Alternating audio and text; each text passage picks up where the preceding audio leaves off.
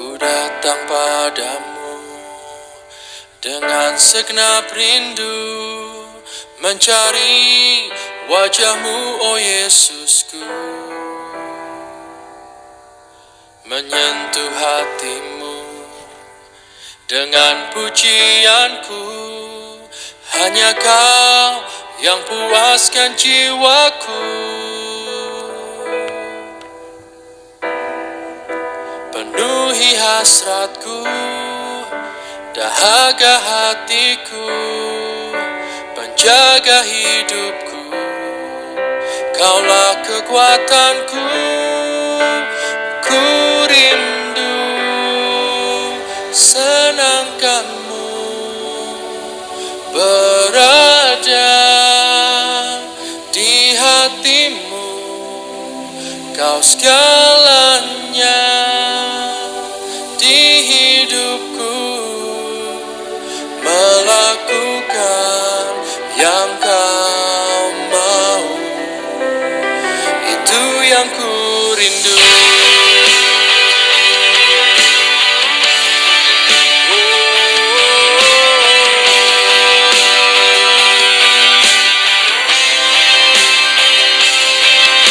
Ku datang padamu dengan segenap rindu, mencari wajah-Mu, oh Yesusku,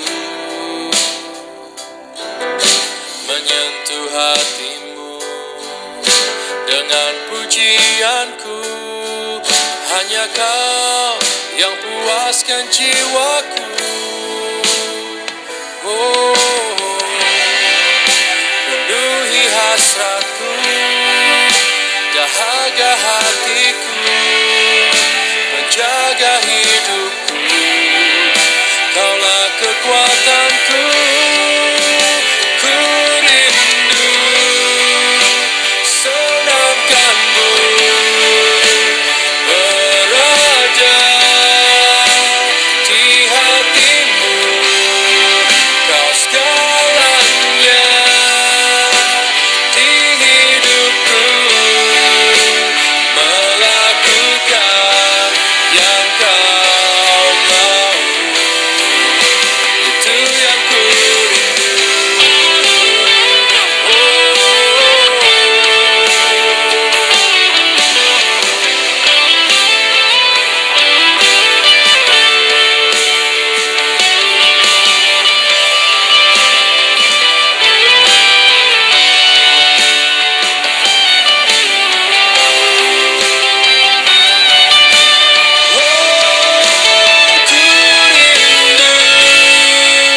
senangkanmu, berada di hatimu.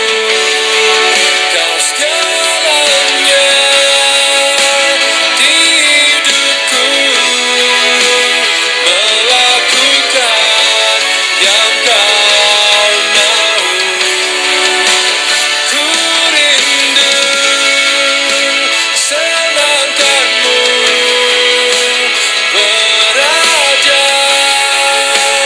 di hatimu. Kau segalanya di hidupku, melakukan yang Kau mau, melakukan yang Kau mau,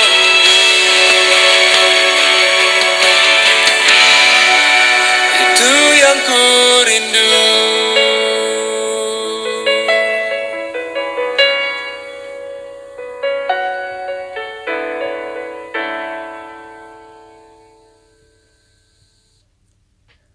Benar Tuhan Yesus, itu yang kami rindukan, untuk selalu berada di hati-Mu, untuk selalu menyenangkan hati-Mu, karena Engkaulah segalanya buat kami Bapa. Terima kasih Tuhan Yesus, buat segala penyertaan-Mu, segala apapun yang Kau berikan buat kami, baik kesehatan, baik berkat. Kami mengucap syukur Kau masih setia pada kami Tuhan Yesus. Bentar kami akan mendengarkan firman-Mu Bapa, biar Kau urapi setiap kami, berikan Hati pikiran kami hanya tertuju kepadamu, supaya kami menangkap apa yang Kau ingin sampaikan kepada setiap kami, Bapa.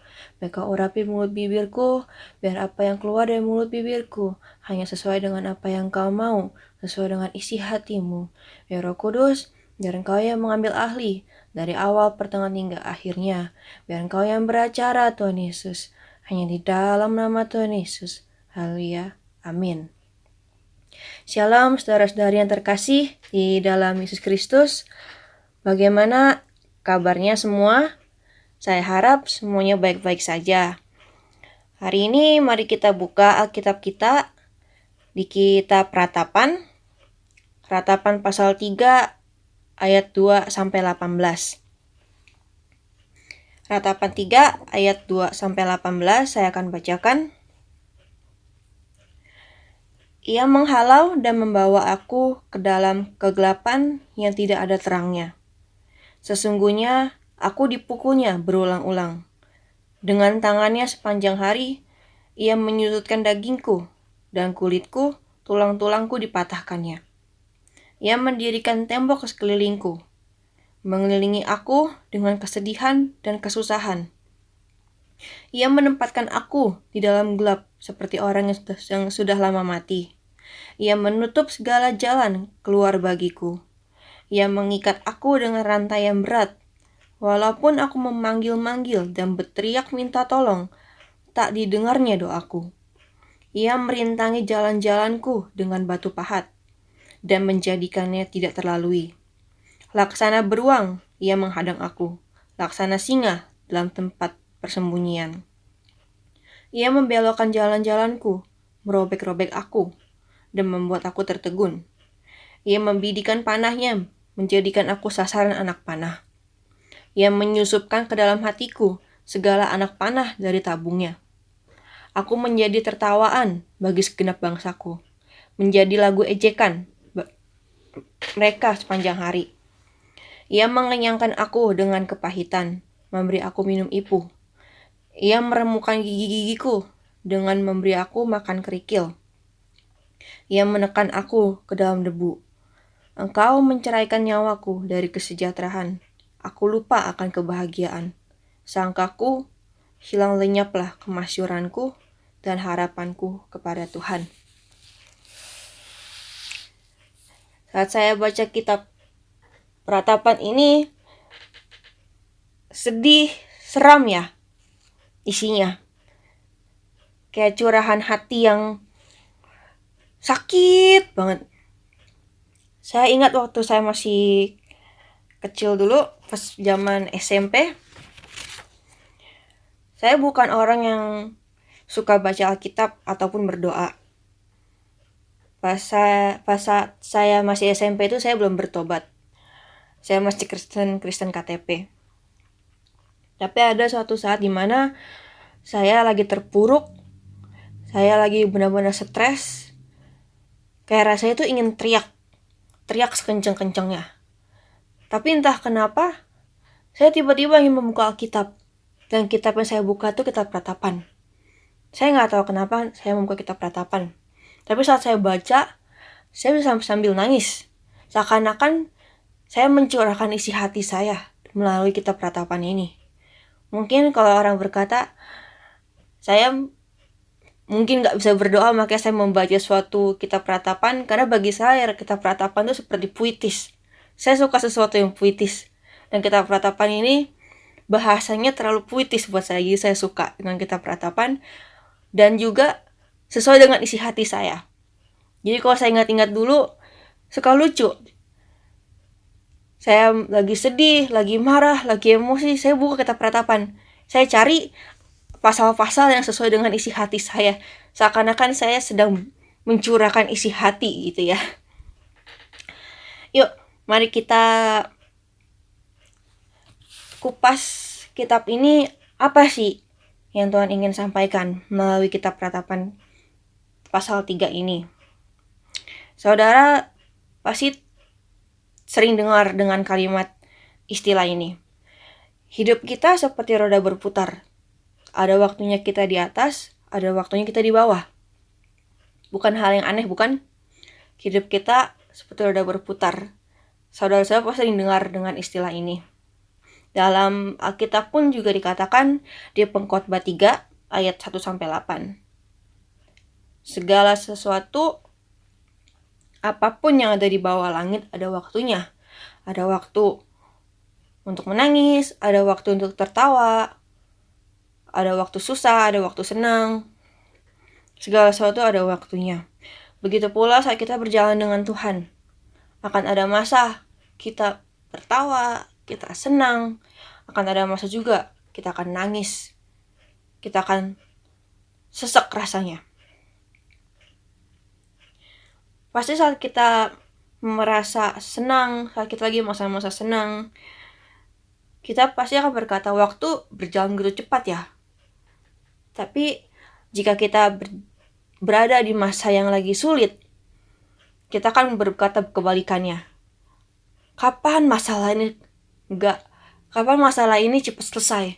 Kok rasanya lama banget? Kenapa waktunya lama banget rasanya? Tapi kebanyakan dari kita, saat kita mengalami suatu masalah yang sulit, kita hanya fokus kepada jawabannya untuk kita bisa keluar dari sana.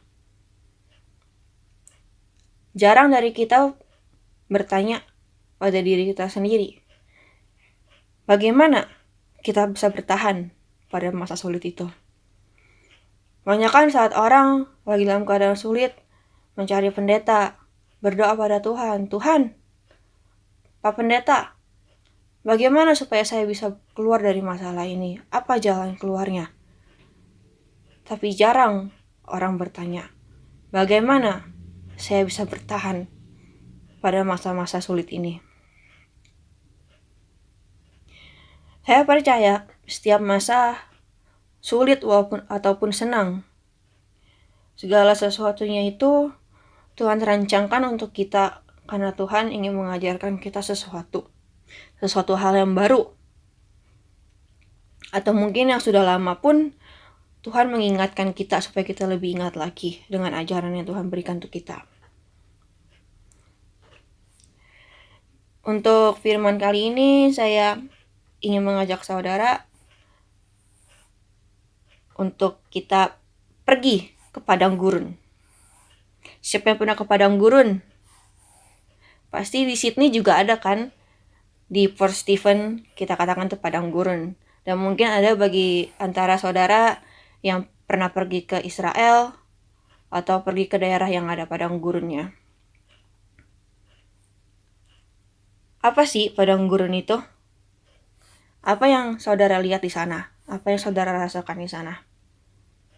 Gersang? Kalau bagi yang sudah ke Israel, saya dengar di sana itu kalau lagi siang panas, kalau lagi malam dingin. Cuacanya ekstrim, panas dingin. Tapi di antara saudara, apa ada yang pernah mengalami masa-masa padang gurun bersama Tuhan? Berbahagialah yang saudara-saudara yang pernah mengalaminya. Saudara pasti banyak belajar sesuatu yang baru dari sana. Tapi bagi yang belum, atau yang sedang menghadapi, mari jangan menyerah. Kalian pasti bisa. Akan ada suatu saat Tuhan mengizinkan kita dibawa kepada masa padang gurun ini. Mengapa sih padang gurun? Kenapa nggak kutub utara aja? Karena kalau kita lihat sama-sama tidak ada makanan. Bahkan kalau kutub utara seharian kedinginan. Tapi kalau kita bandingkan di padang gurun, semua serba pasir. Saat kita berjalan di pasir, ataupun kita berjalan di tempat yang biasa, apakah ada perbedaan? Pasti saudara akan merasa saat kita berjalan di pasir akan lebih cepat lelah daripada berjalan di tempat yang biasa. Benar bukan? Dan juga di padang gurun susah untuk mencari air. Bahkan makanan pun susah. Mungkin pohon juga jarang kita temui. Kalau misalnya di kutub utara, memang tidak ada makanan. Susah. Mungkin ada tapi jarang. Pohon pasti tidak ada.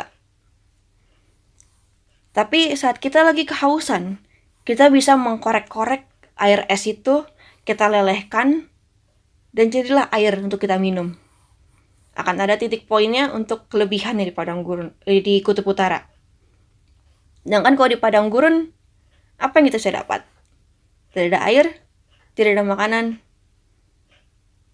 Berjalan pun capek lama-lama. Karena pasir yang kita lihat, pasir yang kita injak. Mari kita baca di Ratapan 3 ayat 2. Ia menghalau dan membawa aku ke dalam kegelapan yang tidak ada terangnya. Pada saat kita baru bertobat, kita seperti anak kecil. Masa-masa yang saya bisa katakan seperti masa-masa kita pacaran dengan Tuhan. Apapun yang kita mau, Tuhan selalu berikan. Tapi akan ada satu masa di mana Tuhan ingin kita untuk bisa menjadi mandiri. Mandiri bukan berarti kita tidak mengandalkan Tuhan lagi. Tapi mandiri dalam iman kita. Supaya kita bisa lebih dewasa dalam menghadapi segala sesuatu. Dan Tuhan ingin kita melihat dunia luar dan mengenal lebih dalam siapa kita ini. Tuhan seringkali membawa kita kepada masa padang gurun saat kita lagi dalam kondisi yang tenang dengan kehidupan kita. Atau saat kondisi kita lagi berapi-api, lagi semangat-semangatnya. Pada saat itu, dalam keadaan kita seperti itu, kita dibawa ke masa padang gurun. Awalnya kan terlihat biasa saja. Mungkin kita akan berkata, masalah sepele. Saya berdoa Tuhan pasti bakal kabulkan permintaan saya untuk saya keluar dari padang gurun ini. Tapi di balik itu semua, akan ada masa Tuhan diam. Di ayat yang ketiga dan keempat dikatakan, sesungguhnya aku dipukulnya berulang-ulang dengan tangannya sepanjang hari. Ia menyusutkan dagingku dan kulitku, tulang-tulangku dipatahkannya. Pada masa kita masuk ke padang gurun, hari demi hari, masalah akan datang. Bukan hanya masalah, mungkin secara fisik dan secara mental kita akan dihancurkan. Kenapa? Mengapa? Di sini dikatakan, aku dipukulnya berulang-ulang dengan tangannya sepanjang hari. Sepanjang hari berarti tidak pernah stop. Terus seharian dipukulnya. Maksud dari ini adalah supaya kita mengerti, kita mengetahui siapa diri kita ini. Saat saudara dihadapkan kepada suatu masalah, secara sadar atau tidak sadar, saudara akan ada titik yang dimana manusia punya keterbatasan untuk bisa menahan kesabaran. Akan ada suatu masa dimana saat kesabaran kita itu habis, semua sifat jelek kita akan keluar. Secara sadar atau tidak sadar.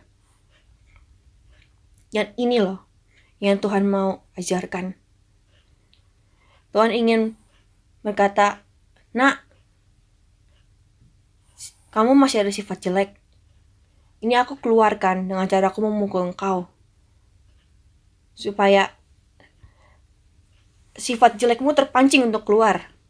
Dan engkau tahu kalau engkau tidak akan pernah lepas dari dosa.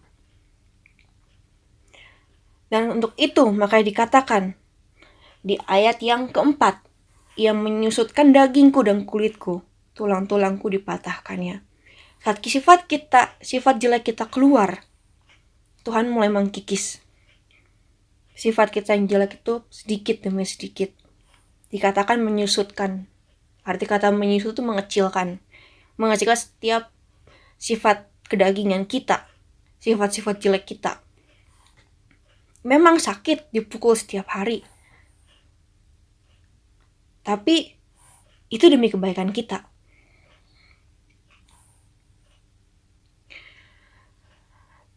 Mari kita baca lagi di ayat yang ke-5.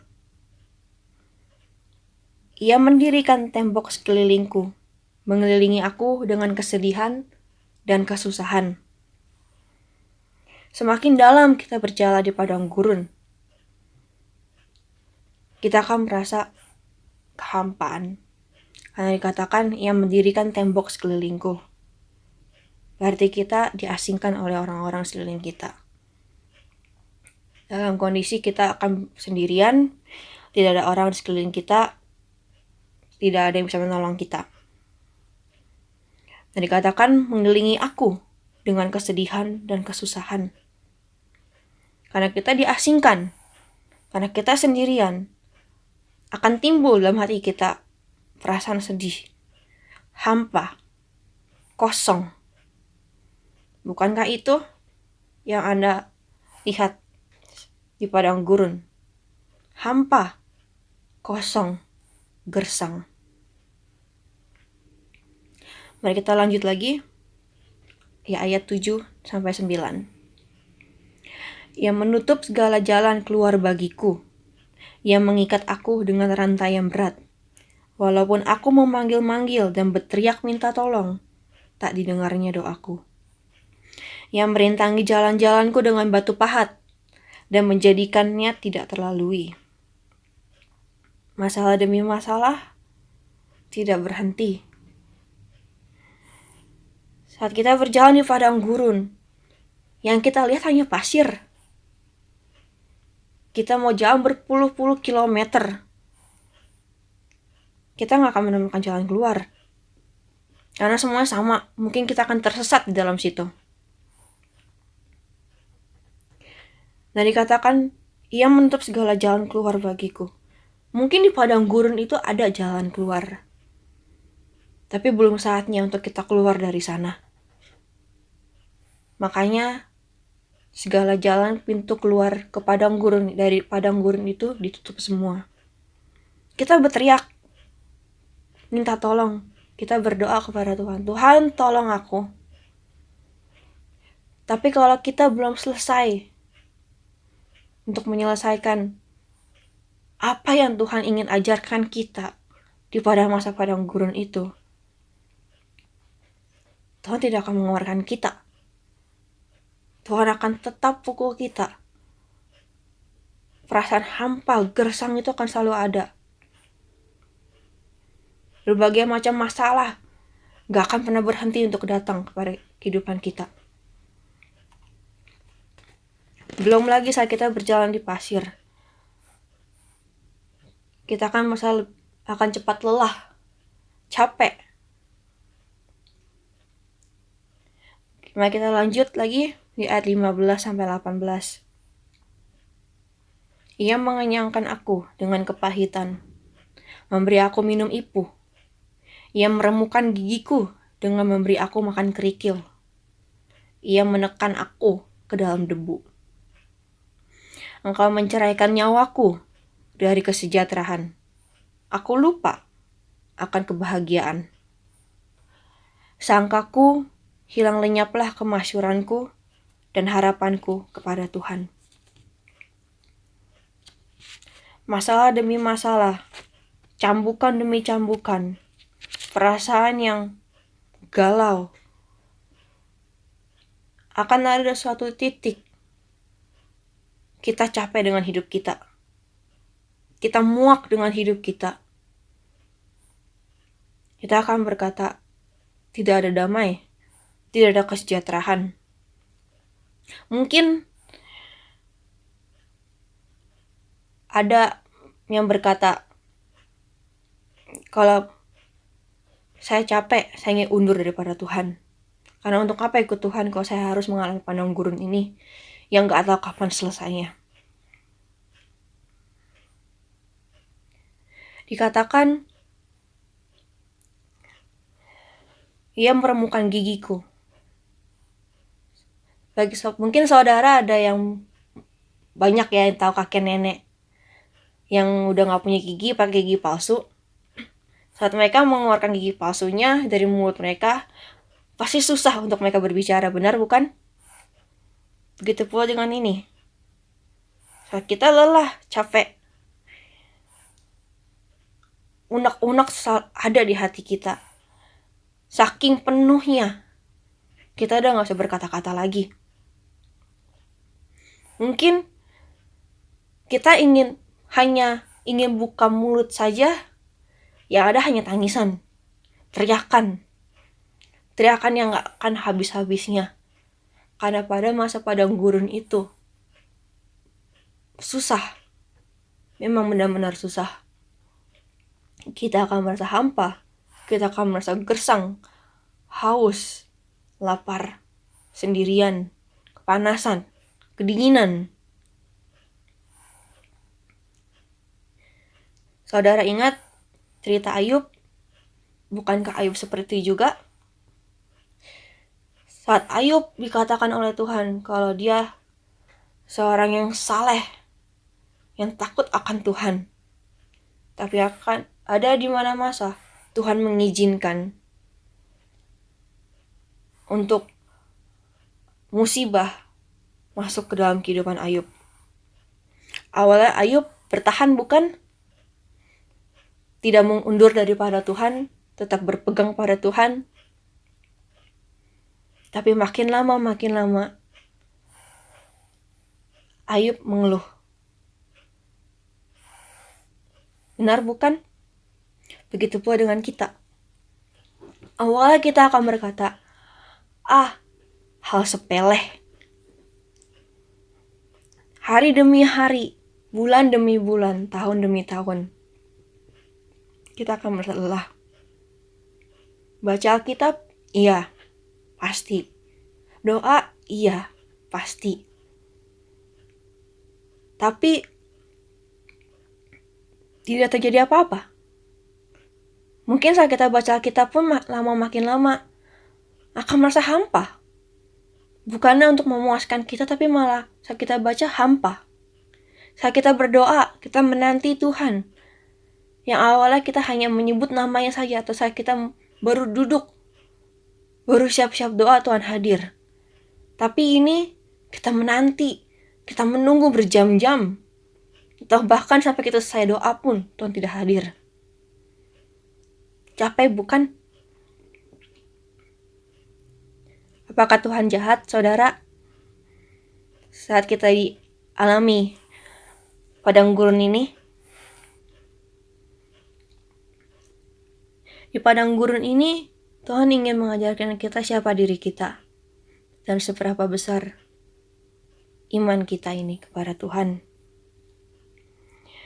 Dan Tuhan ingin menunjukkan segala kelemahan kita, kejelekan kita, supaya kita memperbaiki semuanya. Perasaan lelah, capek, kita berteriak minta tolong kepada Tuhan, tapi Tuhan diam. Bukan berarti Tuhan jahat, tetapi belum waktunya untuk kita bisa keluar, karena kita belum matang di padang gurun itu. Kita belum memenangkan padang gurun itu. Nikmatilah saudara pada masa padang gurun ini. Memang terlihat sulit. Mungkin terkadang saat kita cerita dengan orang lain memberi saran, ya udah baca Alkitab, doa, minta Tuhan, sabarlah. Mungkin kita akan berkata dalam hati kita, situ ngomongnya enak, sabar. Sini yang ngelakuinnya susah. Betul bukan? Kunci daripada masa padang gurun ini adalah nikmatin. Milikilah hati yang rendah. Rela. Hati yang rela untuk dihajar habis-habisan. Siang dan malam. Rela untuk dibentuk. Saya mendengar cerita seorang hamba Tuhan. Seorang hamba Tuhan ini dia sedang berkhotbah di suatu gereja. Dia mempunyai 2 anak. Di saat dia berkhotbah itu, dia mendapat kabar bahwa 2 anaknya meninggal. Yang satu karena kecelakaan tertabrak mobil, yang satu dibunuh oleh orang. Hamba Tuhan ini pasti terpukul. Bahkan saat dia mendengar berita itu, dalam keadaan dia lagi berkhotbah. Di tengah saat dia berkhotbah, dia berhenti. Dan semua jemaatnya melihat bingung.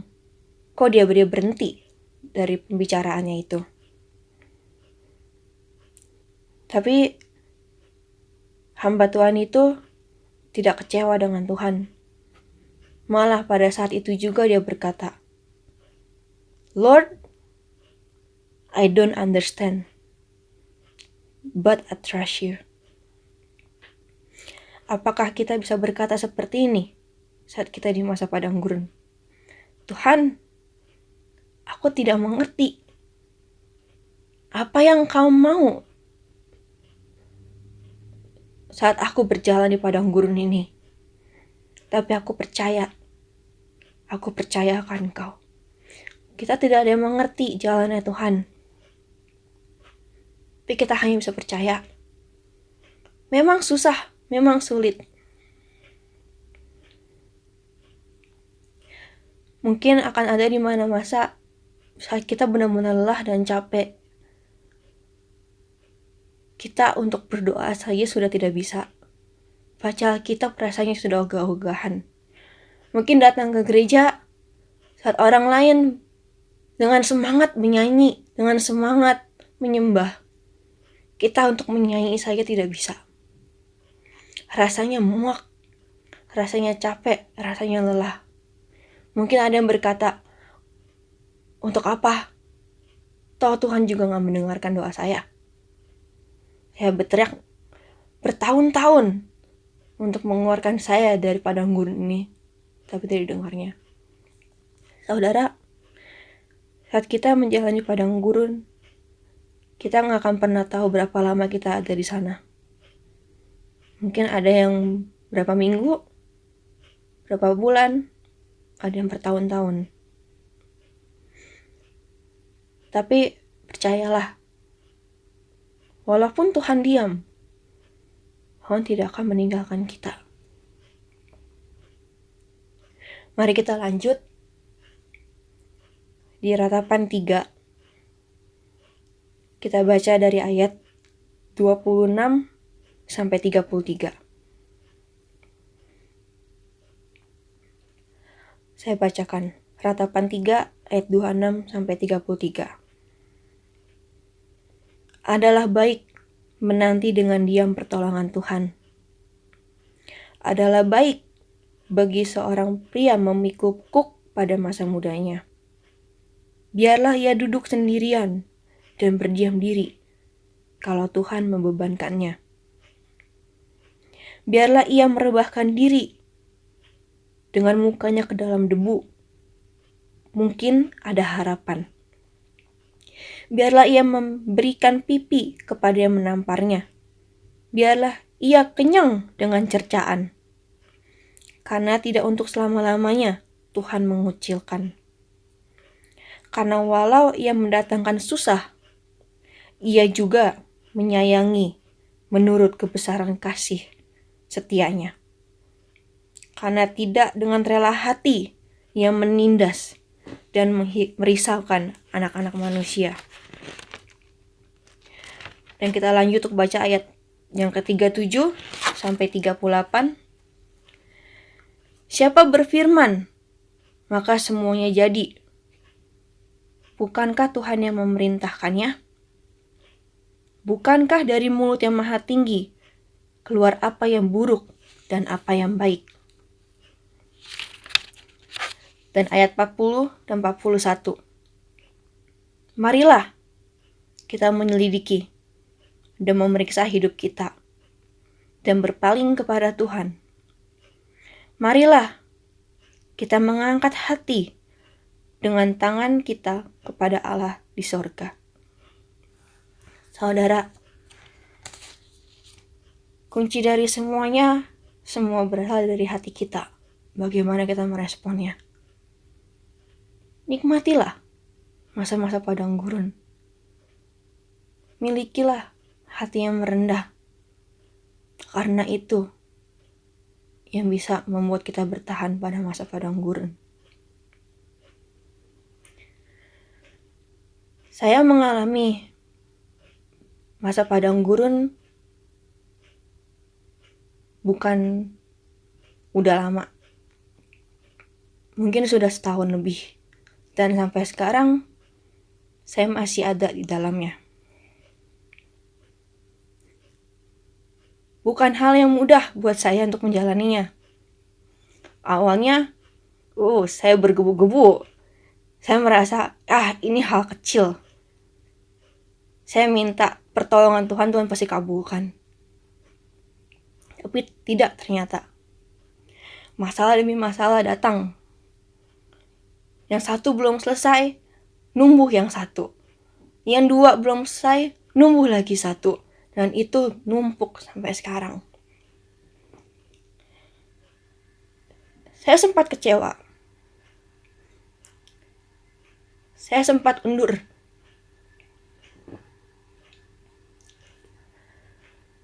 Sampai di mana suatu titik saya lelah dengan hidup saya. Saya sampai tidak bisa untuk membaca Alkitab rasanya ogah. Gak mau. Untuk berdoa rasanya ogah. Gak mau. Saya datang ke gereja untuk bisa menyembah, untuk bisa bernyanyi. Itu berat buat bibir saya.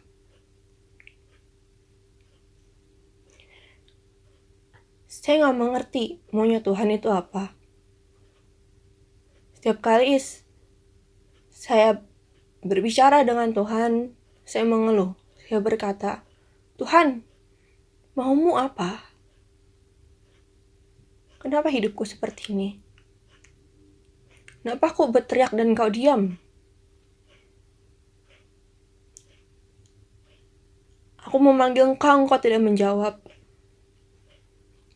Apa yang kau mau?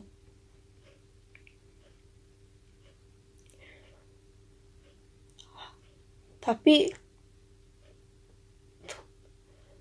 saya bertahan sampai saat ini. Saya sadar apa yang saya lakukan salah. Saya undur dari Tuhan. Saya kecewa dengan Tuhan.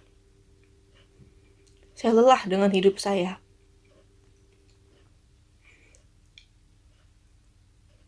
Tapi akan ada titik waktu di mana saya benar-benar terpuruk dan saya berkata, Tuhan, aku menyerah.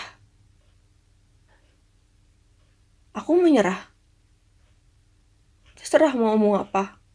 Aku akan nikmatin. Aku akan belajar untuk nikmatin segala permasalahanku yang gak selesai-selesai ini. Mulai detik itu saya coba untuk menikmati saudara.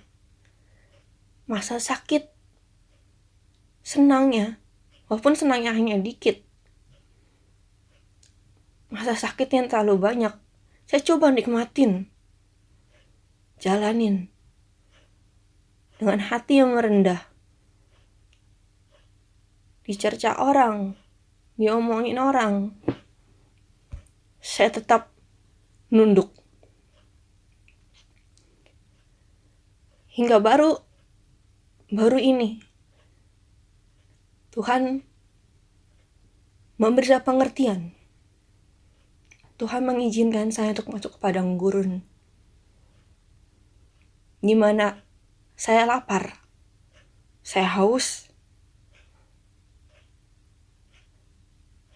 Saya lapar akan firman Tuhan. Setiap kali saya baca firman Tuhan rasanya hampa. Saya berdoa hampa. Saya minta tolong, tidak ada jawaban. Tuhan berkata, Tuhan memberi saya pengertian. Tuhan ingin mengajarkan saya. Tuhan ingin menyatakan, memberi saya tahu siapa diri saya ini. Saya sempat merasa tidak layak. Saya merasa saya merendahkan diri saya banget. Rasanya untuk pelayanan rasanya enggak lah, saya nggak layak. Tapi saya mendengar suatu khotbah hamba Tuhan. Dia berkata, siapakah kita ini sehingga kita berkata bahwa kita layak? Kita manusia yang gak sempurna. Dan kita gak akan pernah layak. Kita layak karena Tuhan yang melayakkan kita. Karena Tuhan Yesus. Bukan kita yang berkata kita layak. Tapi Tuhan Yesus yang berkata kita layak. Jadi saudara, kita jatuh bangun pada masa padang gurun. Itu hal yang wajar. Seperti halnya kita mendengar atau kita menonton orang yang sedang berperang. Para prajurit yang sedang berperang, saat mereka terpukul, mungkin tertembak, pasti jatuh. Tapi mereka tidak lupa untuk berdiri lagi. Begitu juga dengan kehidupan kita. Jatuh, bangun. Itu hal yang wajar. Tapi jangan saat kita jatuh, kita lupa untuk bangun. Baiklah saat kita jatuh, kita bangun lagi. Jatuh, bangun lagi. Mari saudara, kita nikmatin masa-masa padang gurun. Memang susah, memang sulit. Tapi kita percaya di dalam Yeremia 29 ayat 11. Sebab aku ini mengetahui rancangan-rancangan apa yang ada padaku mengenai kamu. Demikianlah firman Tuhan. Yaitu rancangan damai sejahtera, bukan rancangan kecelakaan. Untuk memberikan kepadamu hari depan yang penuh harapan. Mungkin pada rancangan Tuhan, kita mungkin akan mengalami suatu kecelakaan. Tapi pada masa kecelakaan itu pun, Tuhan akan menolong kita. Tuhan akan memastikan kita akan selamat. Mari saudara, yang mungkin saat ini lagi pada masa padang gurun, mari jangan menyerah. Selidikilah hati kita. Dan milikilah hati yang rendah hati. Hati yang merendah. Dan nikmatilah. Dan bagi yang belum mengalaminya, mari persiapkan diri. Yang sudah mengalaminya, mungkin suatu saat Tuhan akan membawa kita ke padang gurun yang lebih sulit lagi. Tapi percayalah, semuanya akan indah pada waktunya. Mari kita berdoa. Terima kasih Tuhan Yesus buat firman-Mu pada hari ini. Memang sulit Bapak untuk mengerti segala rencana-Mu. Sulit untuk kami mengerti apa mau-Mu. Untuk mengalami masa-masa hal sulit. Mungkin yang kami rindukan hal-hal yang indah berjalan bersama-Mu. Tapi Engkau berkata lain. Engkau ingin kami untuk lebih dewasa. Engkau ingin kami untuk lebih mengenal siapa diri kami ini. Tuhan Yesus, biar Kau tanamkan pada setiap anak-anak-Mu yang mendengarkan firman-Mu saat ini. Supaya dalam masa apapun, mereka bisa menikmatinya. Dalam masa apapun, mereka tetap memiliki hati yang merendah. Supaya mereka bisa bertahan sampai masa itu selesai. Tuhan Yesus, ku serahkan semuanya dalam tangan-Mu. Biar Engkau yang beracara pada kehidupan kami semua masing-masing. Biarlah sampai saat akhir kehidupan kami tetap ada dalam tangan-Mu. Terima kasih Bapa. Terima kasih Tuhan Yesus. Yang di dalam nama Tuhan Yesus. Amin.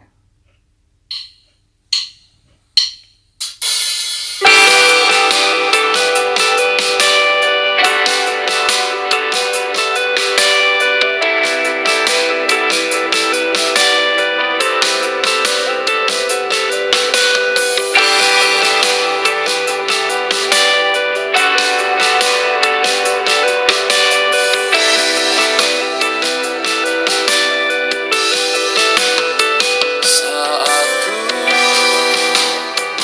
lewati lembah kekelaman, tiada harapan, mencari di mana wajah-Mu ya Tuhan, sumber kekuatan. Ternyata Kau pun ada di sisiku, menopangku. Ternyata Kau setia bersamaku senantiasa. Hanya Kau yang beri arti hidupku, hanya Kau yang membuatku melangkah, hanya Kau harta yang paling berharga, hanya Kau bagianku, hanya Kau.